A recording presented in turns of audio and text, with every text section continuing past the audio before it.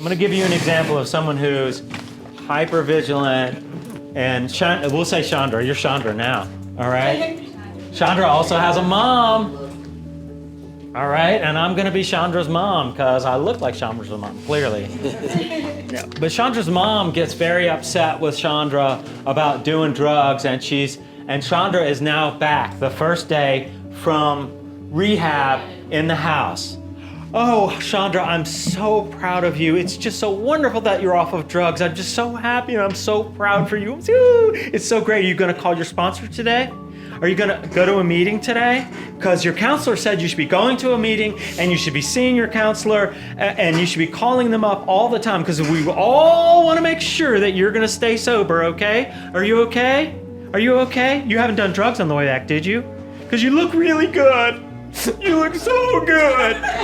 You look so good, and if you do drugs or alcohol, you know what it does to us. It rips us up from the inside. Oh my God. It's all right, you ruined our lives, but we're okay with that. We're all right with it, as long as you stay sober. Okay, do you see what that is? Yes. All right, and how does that make you feel? Overwhelmed. Right, suffocated. Right? And I may have every intention of the world to be helpful to you, but that just coming at me makes me feel guilty, makes me feel ashamed, and that's a classic example of, thank you so much. Codependency is very common in families. It's when one person is overly dependent on another, kind of like a spider web, where you both get stuck in it and you have difficulty getting out, being that the addict is the spider and the codependent person is the fly. And so oftentimes the fly, meaning the codependent person, will feel like they've got to fix the addict, that they've got to help the addict, and what ends up is they get in this vicious cycle where they're unable to unstick themselves. So it's important for the codependent person to learn how to take care of themselves, to do those things that they need to do so that they can break that cycle and get the help that they need through support systems and their own therapy. I would say go to couples therapy. I would say for the one that maybe or may not be an addict, Al-Anon, and I think that everybody should get help in one way or another, or one is going to be growing and the other is going to be stuck. Educate yourself on how to unstick yourself, how to take care of yourself, how to focus back on you. Many of the families come in and they are just simply worn out, tired, but yet not knowing what to do. They need direction. All right, so what messages do you think would be the best messages for us to tell your families while you're here? Actually working our recovery, and we are getting in touch with our own self again. What I would want to say is like, let me show you. Let me show you. Rather than this going round and round and round, just let me show you what I mean. Right, because Yeah. talking and talking is talking, but showing is showing, and what's showing mean is day to day to day, and you're just gonna have to like understand this is a day, like today I'm sober. And that's where you gotta meet me, is at today, because that's the only way for me to get through this is on a one day at a time. I can't tell you what's gonna happen in a month.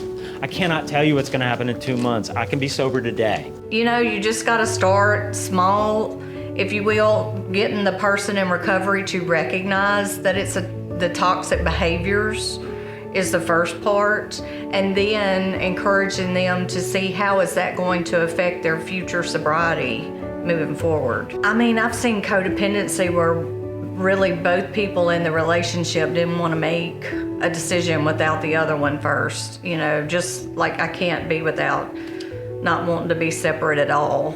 Like, I really love this person, I really want to stay with them, and then there's this kind of realization that their behavior is actually feeding my addiction, so it could be unhealthy, but how do I make them healthier so that I can stay with them? And that's a problem.